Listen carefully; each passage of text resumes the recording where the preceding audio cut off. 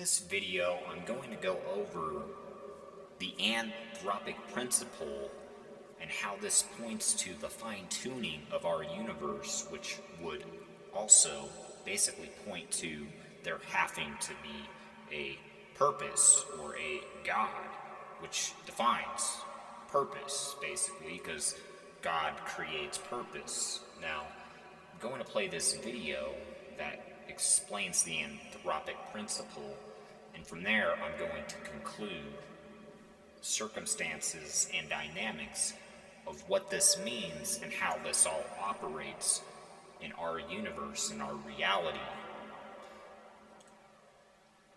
Imagine entering a room with 150 dice on a table, and all of them showing the number 6.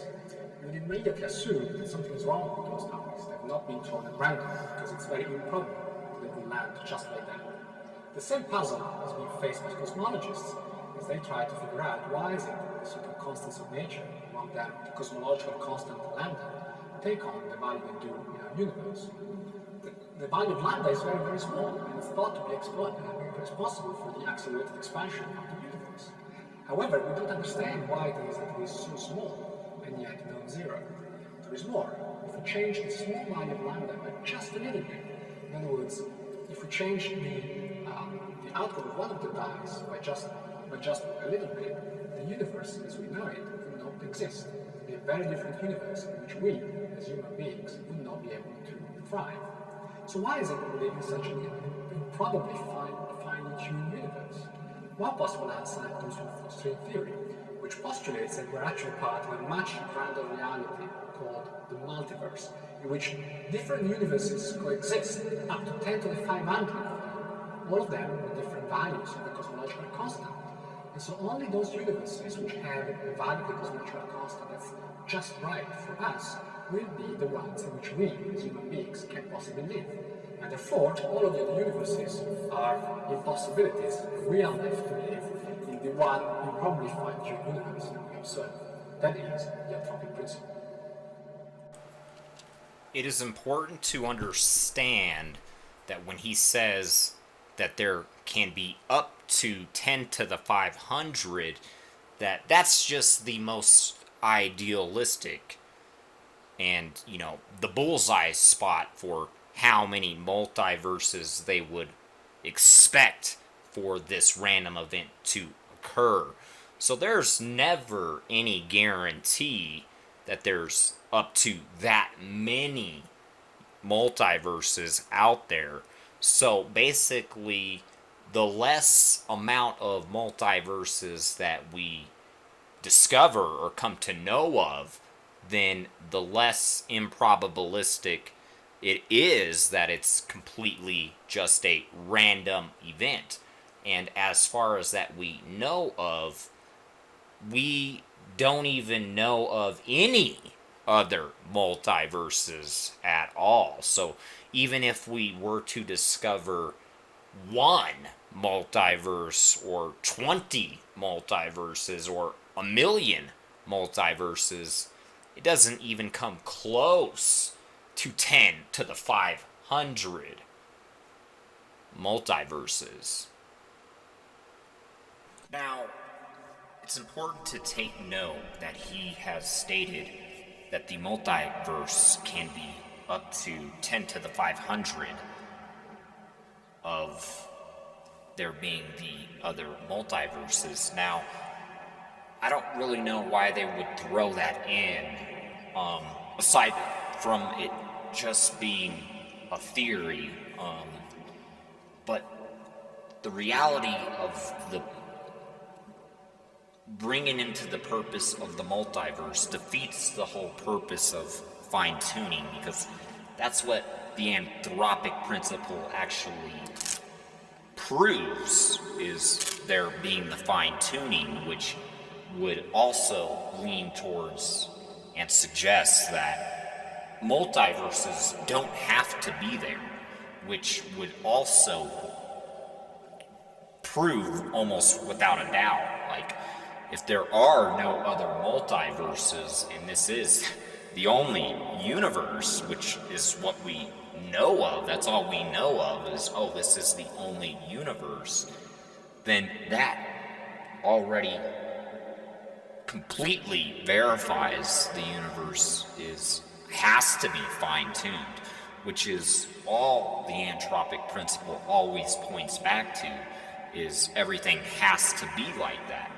For example, some of the constants, I think they call it the cosmological constants of the anthropic principle, point towards if the Earth were a little bit closer, then nothing has to be in existence. Nothing could be in existence in our reality of what we know of. See, the most important key word to always consider when we're looking into these theories is to only focus on what we come to know of. So that's what we have come to know of, is it has to be like that. But that's just one of all sorts of nearly endless amounts of things that, oh, it has to be like that, it has to be like that, it has to be like that in order to exist. Now, what this means is when someone is taking on the argument of there being the multiverse, a lot of times they just jump to the conclusion that those multiverses have to be there in order to get the random results of our universe, because it's so finely tuned that there has to be so many other options in order for the event to actually be probabilistic or occur. But in reality, all that we have actually come to know of is that is something that does not have to be. So there are always two sides where either something has to be or does not have to be. So there's no evidence to suggest that the multiverse has to be. Although so many people want to hold on to that, oh, it has to be, because they feel safer knowing that with the multiverses being out there, that now the result can occur. So that's a personal opinion if somebody wants to jump to, oh, multiverses have to be. And one of the most crazy things about that is, even if there are to be multiverses or a multiverse, there's no way to conclude that there would even be that many, because our reality works in a way where some things can never occur and some things always occur. So for somebody to jump on either side A or B, it's completely 50-50 if one decides, oh, well, I'll take heads or I'll take tails. So whether someone takes heads or tails doesn't change the fact that it's either 50-50, either true or false, 1 or 0. Okay? So from what the evidence of our reality has come to suggest is that the multiverse does not have to be, because that is not that we know of. And the reason that is something that we do not know of is from our observation. In our observation, we have seen for our own self that when the Big Bang had begun and then everything had started expanding, I also did find that they tend to misword the true definition of what's actually happening, because they will say that space is expanding, but from what I have come to understand and know of, it's actually time that is expanding and infinitely going faster. See, I have come to discover that space itself is always the same. Space does not change because space is always empty and it's always just a storage. So space itself never changes because all it is memory it's a source of memory, a source of storage. So there's always, from what we have come to observe and know of, there's always infinite amounts of storage, infinite amounts of space. But time is where it becomes limited based on what has to be there, what is there, or what is not there. So when we observe that time is infinitely expanding, infinitely going faster, that is where they can conclude that there's a point that you reach to where we can now inconclusively never know, which is our reality of nature, is where you're either always going to be able to know or never going to be able to know. So when we conclude that something is never able to be known, then we just conclude that that's something that doesn't exist. So the thing about time always expanding infinitely faster just reveals that there will always reach a point for our observation to where we can no longer conclude any further knowledge or information on that perspective. So that means that there's never ever going to be any way to know if there's a multiverse, because what happens is when time is infinitely going faster and faster. See, that's the reality of our nature. When they say that space is infinitely going faster and faster, what they mean to conclude and understand of is that it's time that is infinitely going faster and faster and faster. So you reach a point in time where it is infinitely going faster and faster, and it's going away at such a fast rate that now the observation becomes impossible to know, because you can never gather any other source of knowledge or information. So when we can conclude, we can never reach any more source of knowledge about where time is headed, then that's where it cuts off the whole concept and theory that the multiverse has to be there, because only if we reach the point where we can know, the multiverse is colliding with us, then we can come to know. But even if we can come to know that a multiverse is colliding with us, that would only suggest one multiverse or one other universe is going to collide.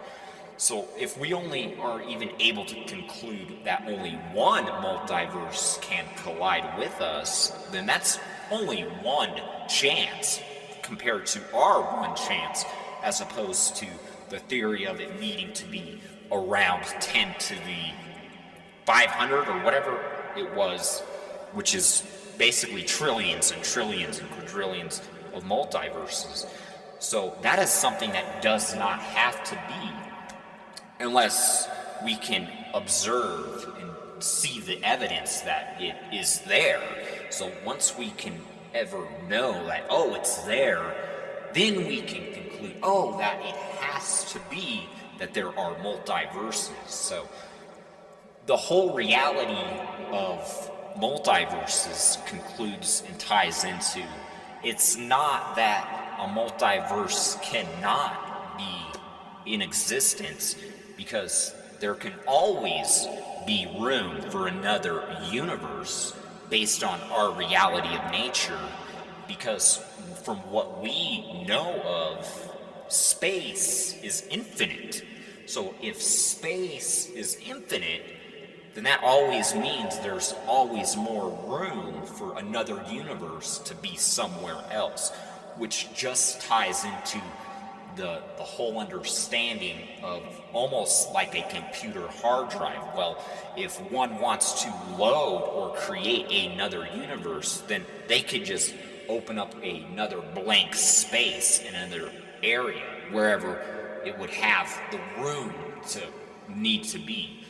But that just comes down to having a purpose or somebody making it like that, which is what we have already discovered of what our universe is revolved around, that it has to be fine-tuned, it has to be created by someone or something. And we cannot conclude accurately that the multiverse is being created by nothing, because we don't see it. There's no evidence to suggest that it has to be. Now, since we can safely conclude that there are no other multiverses colliding with ours, because when time is infinitely going out faster, that's where we reach our limitation to take on the theory that that is probabilistic or has to be. Because when you always keep trying to look further and further, there just reaches the point where everything becomes empty, because it's going away so fast that there's nothing else there. So that just means that nothing is ever going to be there, nothing ever has to be there. So for anybody to conclude that it has to be there, that's just like just flipping a coin, because you can either take heads or tails, and one side makes sense whereas the other side doesn't make sense. So it wouldn't make sense to conclude, oh, there has to be a multiverse, because there's no evidence that proves there is any other universe that is in existence or has been created. So all that we actually truly know is that our one universe is the sole heart and purpose of all existence, and the only thing that has to be. So what that would mean is, if our universe is the only universe that has to be, then it's absolutely almost infallible to consider that it's not been created or fine-tuned, because now there are no other options for there being the construction of another multiverse in another format, to where at some point it can become perfect. So if we can't even reach a point of knowing that there are any other multiverses, then there's no other option, because it's something that is never going to be there. It's never going to be there from what we have observed, because when we observe and we keep looking, we just reach the point where there's never anything else to conclude off of or know of. So if there's nothing else that we can actually ever come to conclude off of or know of, now it's just a guessing game. Anybody can basically make up anything they want to, and then they can basically consider, oh, well, I'm right because that's what I guessed, and that's what I... See, that's not how science works. We don't base science off of, oh, let's just take your best guess, and if you're right, you're right, or if you're wrong, you're wrong. It's based on what we come to know of and observe of. So there is no observation of there being other multiverses. Now, if the universe has ended, then what we have come to know of, that the creator has full control over the infinite amounts of space and infinite amounts of time that he can basically create. So that wouldn't mean that the creator couldn't create infinite amounts of multiverses, is what the whole confusion is about. Yeah, the creator can create infinite amounts of multiverses, but that just comes down to, has he done it, or will he do it, or is there a purpose for him to do it? So if there's not a purpose for him to create a multiverse or another universe, then it won't be there until it's been created, which comes down to the whole science of nothing can never create anything, from what we have come to observe and know of. But a lot of people like to take on the belief that nothing can always create everything or anything, which is basically just flipping a coin, because you can either take side A or B. You can believe that nothing can always create everything, or you can believe that nothing can never create anything, which our scientific reality of our universe points to and concludes that nothing can never create anything. So the only thing that can never create anything is something or someone. But more probabilistic when it comes to the point of the Big Bang is we have to conclude that it's someone, because what we have observed of what someone is able to do is based off of if it are to be, are to be, are to be, which is what everything about the anthropic principle points to is, oh, it are to be and it has to be, which is the same thing as an architect who goes and builds a skyscraper that, oh, that's something that are to be and has to be because someone has observed what makes the most sense of what will work and what won't work. So that's why it are to be, and that's why it has to be, is because it's what is observed and scientifically known to be most effective, or has to be. So for example, when the Earth has to be where it's at, it's based on almost like an architect, where they have observed the whole situation of what they come to know of, that, oh, this has to be, because it makes the most sense. So the only thing that can change that dynamic is if there's any other particular architect who can come up with something that has to be more effective, which from what we have observed is that there's only one architect who knows how everything truly has to be, because he was the creator of everything. So what this means is people are going to try to take on an argument that nothing can always create anything or everything, but on the obverse side of that is someone or something always has to create something or everything, okay, which always makes the most sense. So if somebody wants to try to prove that nothing can always create anything, then the only way somebody could ever prove that nothing can always create anything is if they can do it. So if they can do it themselves and show everybody that nothing can create anything, then they would prove that there does not have to be a God. But that would go against our nature, because our nature, from what we are always seeing, is that everything has to be, has to be, has to be, has to be. And you'll notice there are always just two sides of the argument. It's either A or B. So either on one side somebody argues, oh, everything has to be, has to be, has to be, has to be, has to be. And then on the other side, the other will argue that it does not have to be, does not have to be, does not have to be, does not have to be, does not have to be.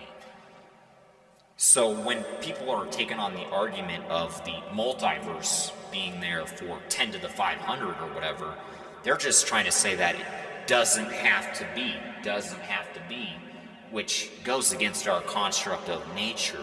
So they basically take on the whole belief that evidence does not have to be in front of you in order to understand something, which science works in the opposite manner, where we believe that evidence has to be in front of you in order to conclude or believe some sort of evidence or conclusion or theory. So one side is okay with believing and understanding evidence that does not have to be there, whereas one side is okay with understanding evidence that has to be there. So if there is no evidence that are to be there, then that's just a guessing game. That's just anybody making up whatever they decide to make up. So if anybody can just all of a sudden make up anything, then we're just never going to get anywhere, because, well, then Johnny over there can make up anything he wants, now he's right, and then Sally over there can make up anything she wants, and now she's right, because that's what they dictate, that there does not have to be any evidence for anything to be realistic or make sense. But I argue that there always has to be evidence for anything to ever make sense or take a conclusion on. So if someone are going to try to prove that, God does not have to be, or that nothing can always create anything, then they would have to do it, because that's what science is where you have to prove your theory. So the only way to prove your theory that nothing can't create anything is if somebody were to say, okay, well, now it's your turn to prove that nothing can create anything. So how would somebody prove that nothing can create anything? Is when a group of people would say, okay, well, create a turtle out of nothing, because they have to do it, because that's how you prove something, is if you can do it or explain it, because that would explain it. So when we ask somebody, oh, create a turtle out of nothing, nobody can do it. So now they're trying to take on a theory that has absolutely no evidence to back it up, because that's what they believe, that there does not have to be evidence for something to be true, because it's based on what they're just saying. That's just what they say. That's what they are saying. So basically there's almost no chance whatsoever that there does not have to be a God. And I've always said that the biggest way to ever prove that there does not have to be a God is if nothing existed. Now you can prove that there does not have to be a God. Or that's a little bit unrealistic, because if nothing existed, no one would ever know anything. So the most realistic way to prove that there does not have to be a God is if someone can prove that nothing can always create anything. But science dictates that nothing can never create anything. Nothing will always be able to create nothing from what we have observed of our universe. So if someone takes on the argument opposite of that, there's no evidence to back that up.